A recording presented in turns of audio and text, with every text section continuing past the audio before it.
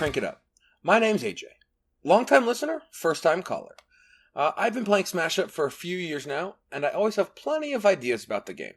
When the request went out on Facebook, I jumped at the chance to contribute to this great show.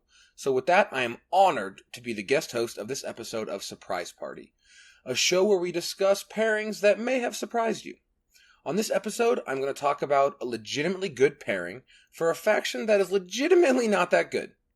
Before I start, I should preface this with the caveat that I literally only play with my wife, so I have no idea of anything that I say is true for any player count other than 2. So with that being said, let's jump into it. The surprise pairing for today is Sumo Wrestler Vampires, specifically with the Titan. It might be obvious to some people that this is a good pairing because both factions utilize power counters as part of their core strategies. However, they do so in different ways. The big surprise to me was to find a faction with the vampires that is actually good. Usually when I play with the vampires, I get my butt whooped. But we've played this pairing a few times, and they are always able to hold their own, and they've actually won most of the time, which is huge for the vampires. So they have a lot of strengths. The first of which is the sumo wrestlers add many avenues to playing the Vampire Titan, the Ancient Lord. The Vampire Titan is pretty good in the context of a power counter faction, right? The first power counter on each minion becomes 2, which is pretty neat, and you can add 1 power counter every turn to a minion on the Titan's base. To use the vampire cards to get the Ancient Lord into play can be tricky, and a lot of times those cards have a much better use later in the game. For instance, Mad Monster Party would be an insta-Titan most of the time, but you really want to save that card for after the Ancient Lord is in play. Additionally, you'd hate to waste your few extra minion plays trying to get the Titan out. The Sumo Wrestlers have quite a few cards or easy combos that quickly bring out the Titan. So Fighting Spirit Prize, which gives you 2 counters to play on your minions, has enough to bring him out. So does Technique Prize, which is 3 power counters on 1 minion. Additionally, you could play a Rookie Sumo with Crack of Dusk, or when a top tier is already in play, and as long as you discard a card, you'll get the 2 power counters you need to play the Titan. And so not only do the Sumo Wrestlers make it easy to get the Vampire Titan out, but they are enhanced by its presence. Once the Ancient Lord is out, the natural sumo plays become even more potent, allowing 3 or 4 more powers on their bursts, which doesn't seem like a lot, but it could be the difference between breaking a base and not. Let me show you an example. So let's assume you start with a lone top tier on a base. That's it. On your turn, if you play your second top tier and use Crack of Dusk to play a Rookie Sumo, you would go from 4 power to 14, as long as you discarded a card, which is pretty good, but it's not quite good enough. So now let's say the Ancient Lord is out. Each first power counter gets a second one, and 1 more from the Titan's talent, and you get to 18, which breaks a good number of bases by yourself. Additionally, if you had an opponent's minion, you could play 3rd tier instead of top tier, and you'd be able to move that minion off and still have 16 points, which is enough to bust like a tar pits, but only if you have the Titan out. So you can see how good the Vampire Titan can be with the Sumos. I feel kind of bad about explaining this next strength, but I'm going to go with it anyway. The vampires add exactly what the sumo wrestlers need. Bad cards that you can throw into the discard pile.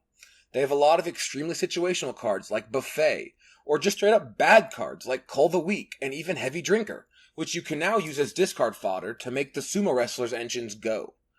Usually when I'm playing with a sumo, it's always like a tough call. Do I want to discard a card now, or do I want to save it and play it down the line? But what if I never get to play it? With the vampires, it's an easy call. It's just, this card sucks, throw it out. This card, nah, I'm never going to play it, toss it and then discard. And so it really simplifies what the sumos are trying to do. Next, each brings a little bit of disruption against your opponent. The sumos have great antagonistic moving, and the vampires bring some destruction, albeit it is a bit limited. But so it makes solo bases a possibility. What if you were to set up Yokozuna, Summon Wolves, and Ancient Lord on a base? You'd get 2 power counters, 1 from Ancient Lord, 1 from Summon Wolves every turn, and you can use Yokozuna's talent to keep your opponent's minions off it. If they want to get second, they're going to have to greatly overpay, or you just keep whittling away until you have enough to break it by yourself. Lastly, the sumo wrestlers have great card draw. Between Yokozuna, third tier, and Performance Prize, you'll be able to get a bunch of cards into your hand, which is always good in this game. They do have a few weaknesses, though. First of all, there are very few extra minions and no extra actions, and so you'll only be playing 2 cards in a turn. This means that some of your big plays can take a few turns to set up, and with your very limited self-movement, you do need to telegraph exactly where you're trying to go ahead of time. This means it can be stopped by disruption factions, like movement guys, tornadoes or Bear Cavalry, and they can spread you out, which really hurts this pairing, because you have no way of getting back together. Additionally, return to hand factions, like aliens or time travelers, will really hurt you, because when your minion returns to your hand, you lose all your power counters, and you don't get the cards back that you discarded. Additionally, there are no meaningful specials in this deck, so you won't be able to get more points once the base starts scoring, and therefore you're open to be beaten in Stage 3 by the powerful special factions like Spies, Mega Troopers, Spider-Verse. However, if you can withstand their limited specials, you probably be able to beat them in the long run. And lastly, I think this is the most important one, you are playing with the vampire. The anti-synergies of the vampire deck have been demonstrated on this channel and on many others, and maybe I'm being harsh, but I think the vampire deck is trash. And so if you draw your opening hand and it's all vampire cards, you could be in trouble for a while until you get some of the better sumo cards from your deck. In the end, I'm blown away, because it seems that in this context, the vampires are a great support faction, specifically for the sumos. They have great cards you can throw out, and the Titan adds more power than you're expecting from just the sumos. And so it may seem a little weird, but the vampires here are the support. I can't promise you that you're going to win with this deck, but if you're actively looking for a pairing with the vampires, maybe you have a new person who loves vampires and wants to try the game out, you can give them this pairing and you'll be pleasantly surprised. It definitely will be a competitive game. I want to end with a big thank you to Crank It Up for letting me be a part of the team, even for this limited bit. Had a lot of fun with it. So don't forget to like and subscribe to be sure to get all the great Smash Up content that this channel has to offer. And I'm going to end, I'm not sure if I'm allowed to say this, but I'm going to try it anyway. Let's shut it down.